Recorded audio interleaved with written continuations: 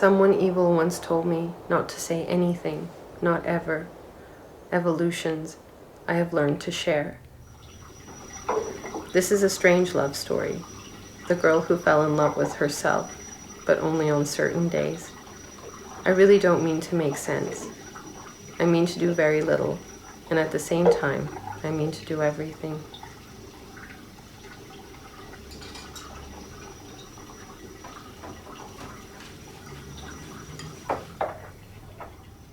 I think that having these, because there's so many photos that exist of me that are that A, I've never seen, and B, are very graphic in nature. It's almost like I can feel the flash in my brain. Photographs became like almost like somebody else, like that this person, it was challenging that this person owns these, child porn pictures of me, and that I'll probably never see them if they even exist anymore, or that they travel somewhere without me. Reclaiming myself and my image and being in charge of that and owning that. And maybe that's why I like Polaroids and photo booths, and I like it when there's one copy and it belongs to me. Then it's a choice if I want to share them or if I don't. Through them in some way I reclaim my own image.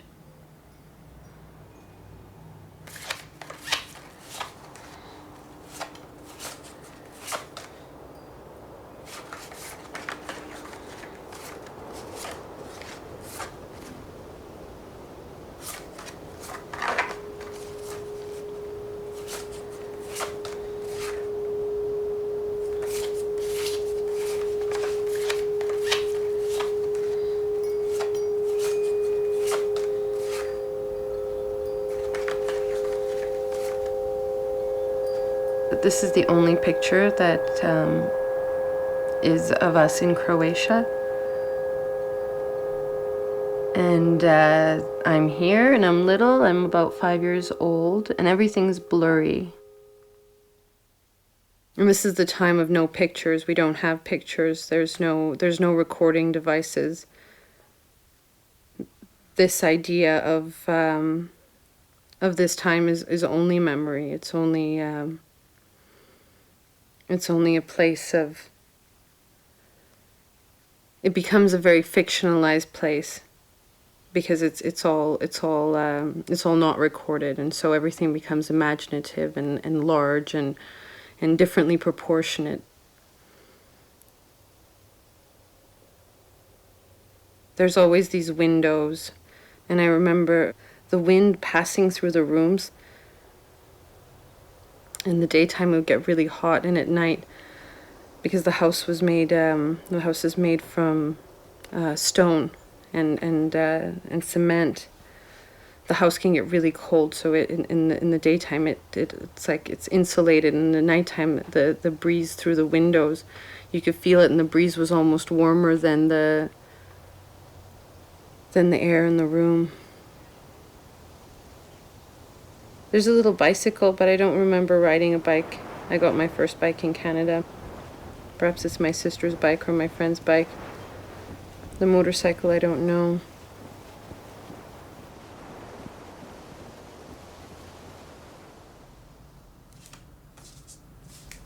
So this is all the yellow house. I'm sitting on my blue chair in front of the steps at the yellow house.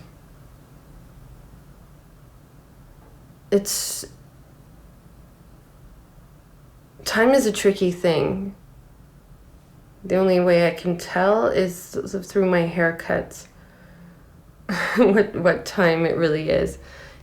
It does say 1982, and that seems, this whole period of time has no time. It's like a void of time. Nobody knows how long we live there, how long Ross is there, how long it's always been really vague. And at one point, when I'm a teenager, I start asking questions because I'm trying to fill in all the details because it's so vague, and nobody can remember anything. I can't even tell how long the abuse happened. Maybe it happened 3 months. Maybe it happened a year. Maybe it happened 2 years. It's through a child's vision. It's through a child's memory. And so as an adult, you're trying to construct through the filter of a child, which is it's a crazy little stretch.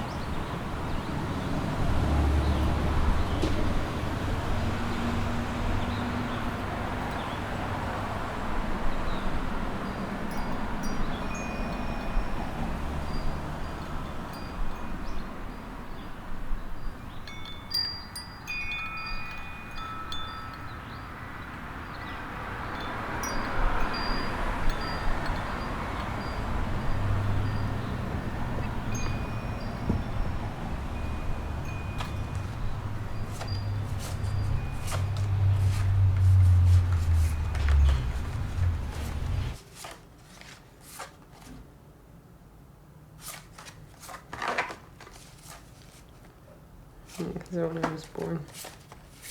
And so to make extra money to live, we rented out the basement suite. He was the first renter, I think. I could be wrong, but I think he was the first renter. And yeah, my parents even let him have the dog there, and they liked him. They really did. He was this photographer, and I remember it was really hard because, I mean, in our family, he presented himself as a kind of like, you know, exceptional person.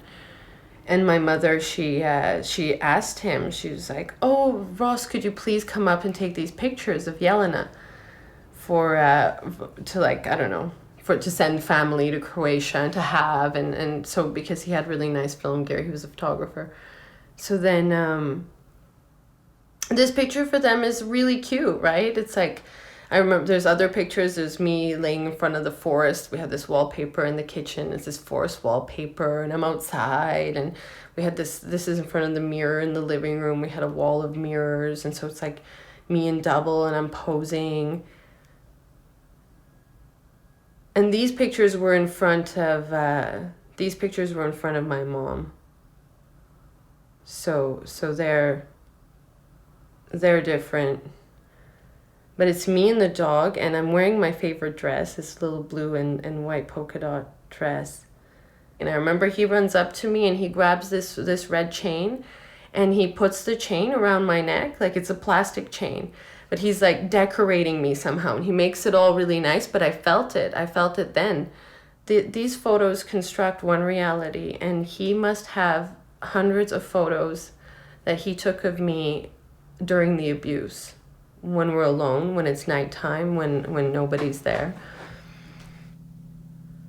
I remember several times I would leave my room, and across the hall from my room was my mom's room, and it would be in my head like, Jelena, just go in there, go in that room, go in that room.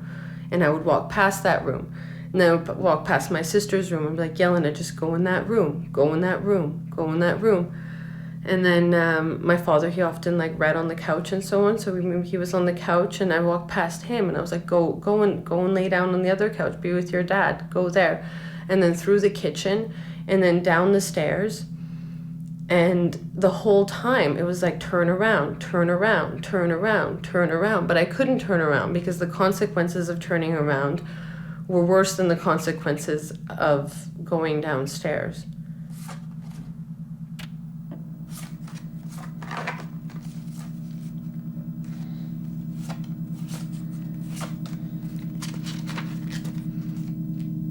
And there's Ross, he's watching TV, and there's Lady, the dog, and I'm at the edge of the frame. And I chose to do this one in this particular instance because there was one time, because when I would go downstairs, I would turn the corner, and he was often sitting there watching TV or doing something, and he would notice me right away. But this one particular time when I went downstairs, he didn't notice me. And I stood there on the edge, like in the doorway, for what seemed like a small eternity, and I could watch him. I could watch him without him watching or noticing me. And in that, it gave me like a strange and insane power. I think that was one of the moments as a child where I got a lot of my power back. I saw how small and insignificant he was.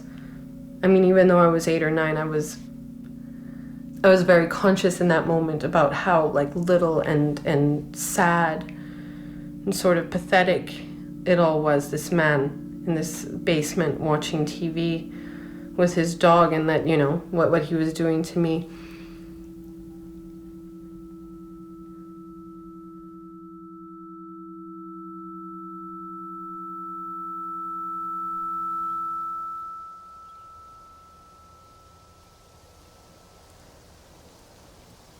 This is the Calgary sky.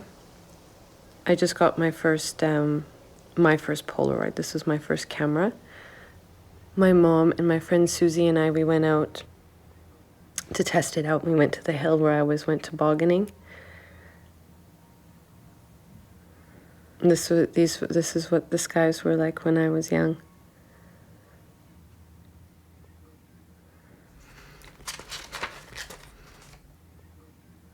This is her first day in Canada.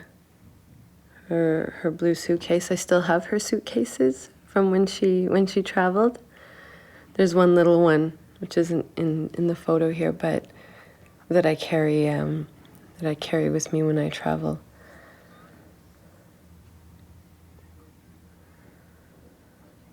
They look really proud and happy. They haven't seen each other in a year or more.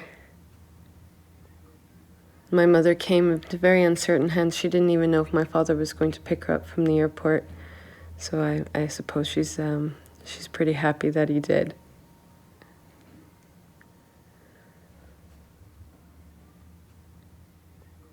My father was always singing.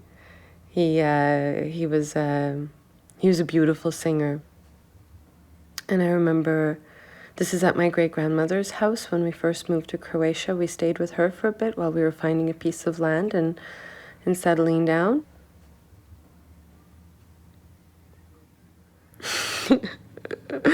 I love my dad's style.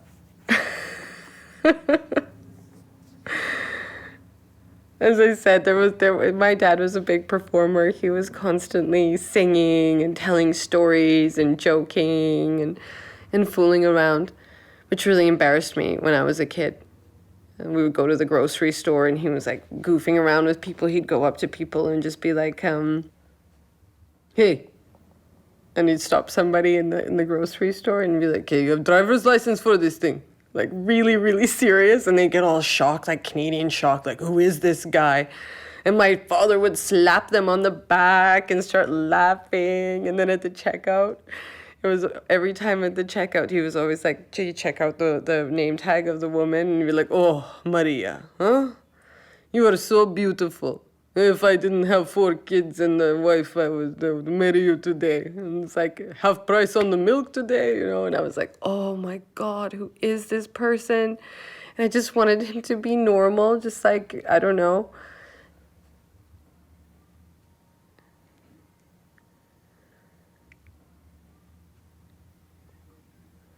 Oh, this one looks so happy. And you can see my mom.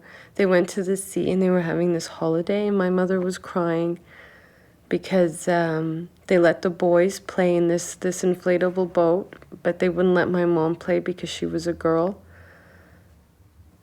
So in these photos, she's trying to look happy, or it's like they're really forced photographs. The whole family is really enjoying themselves, and my mama, she's crying because she didn't get to play in the little boat.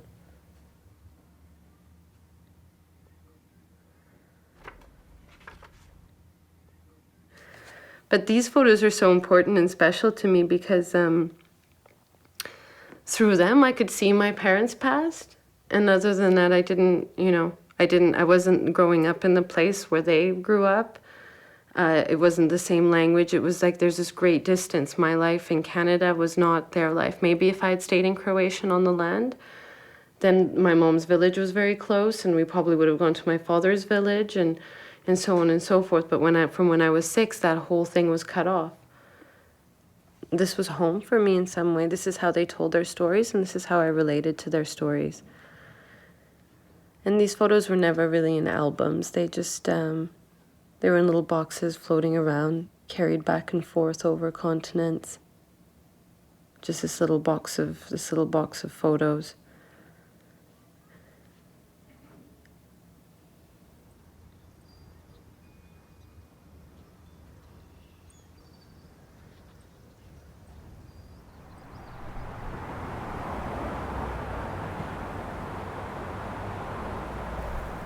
My mother brought me to the edge of the river in Croatia, and she brought all these different pieces of paper, newspaper and wax paper and line paper and straight paper and colored paper, and we had this whole bunch of papers on the edge of the river, and we folded boats all day.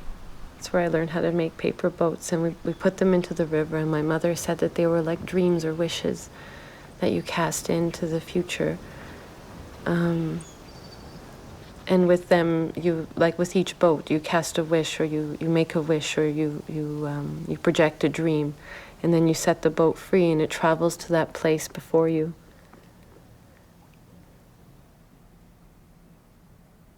You have to have a huge imagination when you go through a lot of things. It's just, it happens. It's, you need a way to reclaim your own life, and I think that my mother's suffering, the way she has reclaimed it, and the way that she taught us to reclaim it, was to make magic from it. Was that you take these things, and that life itself is that fairy tale, that it's a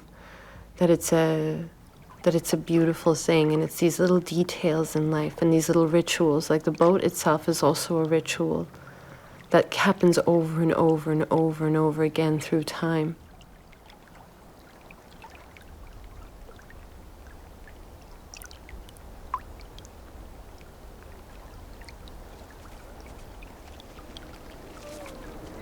Bring it.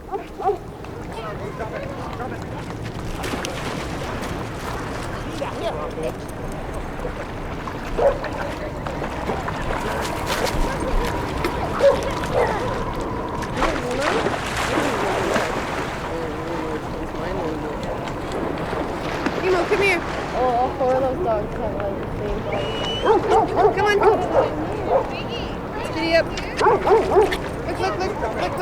We're swimming.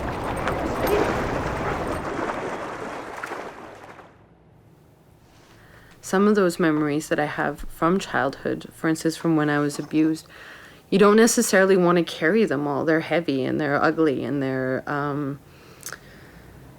they feel barbed. So if you touch them and you play with them, they're pokey. They don't feel completely comfortable. And for me, I had to learn that it was worth it, that it was really worth it to go through these things, because the freedom and the wisdom and the joy of who I was becoming was more valuable than staying there. It was more valuable than just staying in that okay, I was abused, and now for the rest of my life I'm going to like leech off that abuse because it's going to feed me. It's going to feed my identity. It's going to feed who I am. It's going to make people feel that I'm amazing, or it's going to make them feel sorry for me. It's going to give me attention. It's going to give me affection. It's going to give me more pain. I had to learn that what was actually more valuable and more worthwhile was to turn those events and to turn those little barbs and to turn all those moments into something else, and to a conduit, basically. When I first had these photographs that Ross took of the sexual abuse, they were so scary for me, and they meant like horror. They meant a really terrible, terrible thing. And as I changed as a human, and as I grew, and as I looked at myself and inside myself, and as I found my relationship to my idea of what had happened there and what effect it had on my life changed. And as that change happens, the actual artifact itself cannot stay the same. Looking at it belongs to the past, and it was that moment, but I'm no longer the same. I'm no longer the same. In 10 years from now, I'm not going to be the same. These photos won't mean the same thing to me anymore, they won't be the same anymore. None of these artifacts will be the same. When my kids wear that dress that was in the picture where I was sexually abused because it was my favorite dress, it won't be the dress that symbolizes the abuse. It'll be the dress that symbolizes, I remember the day when I got it, and I remember wearing it. I remember I liked the polka dots at the bottom because they showed a different kind of shadow. The lighter part showed a different shadow than the darker polka dots. And it'll become like about that.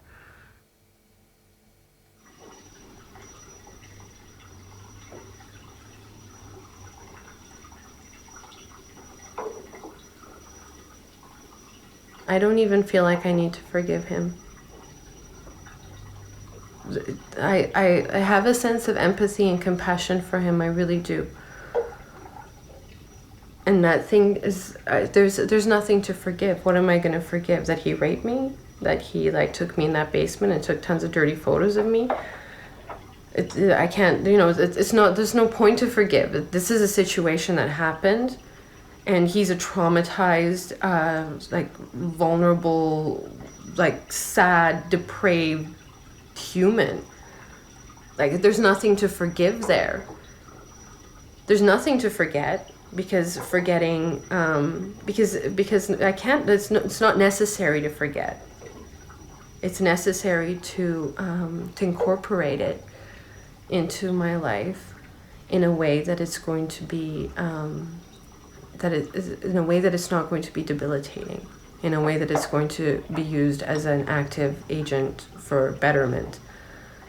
And so if I forget it, then it's useless. It's no longer usable. And you want to use every resource that you have in life, be it a negative situation or a positive situation. All of those things can be looked at and used as resources to create something different.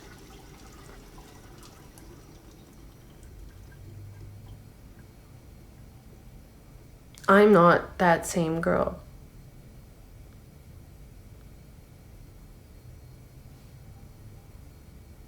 I am free. And this girl doesn't represent me stuck in the basement forever. This girl represents this girl who's going to be me. And so I can look at this photo and I don't feel like, oh, this is representing the truth, trapped in the basement. There I am. I look at that girl and I think, wow, I'm glad you got out, and I'm glad you got out when you did.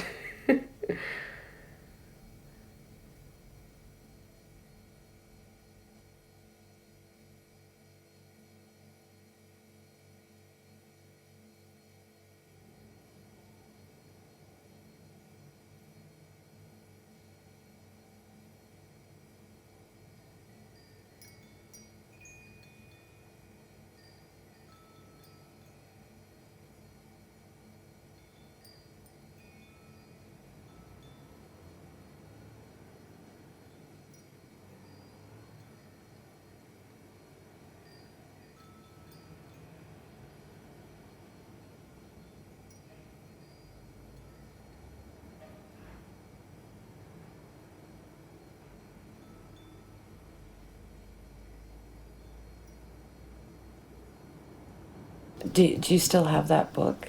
That little book I wrote you of that song you made me? Mm-hmm. I heard somebody. Yeah? Yeah. The very, very first memories I have was in Croatia, and my mom made me my own song. She said, you need to have your own song. It's like, because we were always singing. My dad he always sang with us in the car. And I must have been like 3 or something. Mm-hmm. And so we sat down and we came up with a story together about this girl by the sea.